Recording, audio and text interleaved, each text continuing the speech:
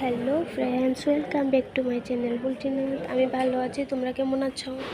এইটা হয়েছে তামিলনাড়ু হসপিটালের ভেতরটা। ওইটা অনেকটাই বড় বাউন্ডারিটা, তো আমি পুরোটা করতে পারছি না, অল্প ভিডিও করেছি ভেতরটা দেখানোর জন্য। এতটুকু সুন্দর হসপিটাল, মানে খুব ভালো।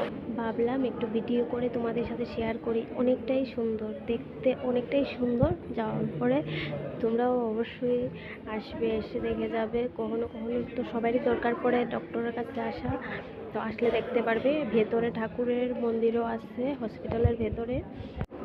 আমার দেখে অনেকটাই ভালো লেগেছে। তারপরে সকাল সকাল আমরা বেরিয়ে গেছিলাম, 6টার সময় বেরিয়েছি। অনেকটা দূর, আমি যে রুমে থাকি এখান থেকে আসতে আসতে অনেকটা সময় লেগে যায়, তার জন্য সকাল সকাল বেরিয়ে গেছি। এসে অ্যাপয়েন্টমেন্ট নিয়েছি, ডক্টর দেখিয়েছি, ওরা ডক্টর দেখিয়ে তারপরে হচ্ছে এখানে ওষুধটা নিয়ে নেব ওর জন্য। ওষুধটা নিয়ে তারপর ভোগ লেগেছিল, তারপর ভাবছিলাম আমরা একটু কিছু খাওয়া দাওয়া করবো, যেহেতু সকাল সকাল বেরিয়েছি। তারপরে আমি ভেতরে যাচ্ছি, আর এরপরে এই যে এখানে গিয়ে বসছি চা খেতে। তো এখানে চা খাওয়া দাওয়া করব, চা খাবো আর বাচ্চাকে একটু জুস খাওয়ালাম।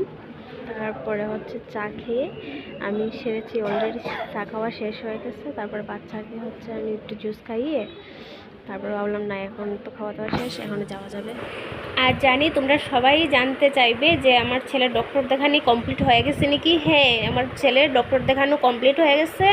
ডক্টরে বলেছে 3 মাসের ওষুধ দিয়েছে। ডক্টরে বলেছে যে 3 মাস ওষুধটা খাইয়ে তারপরে আবার নিয়ে আসতে।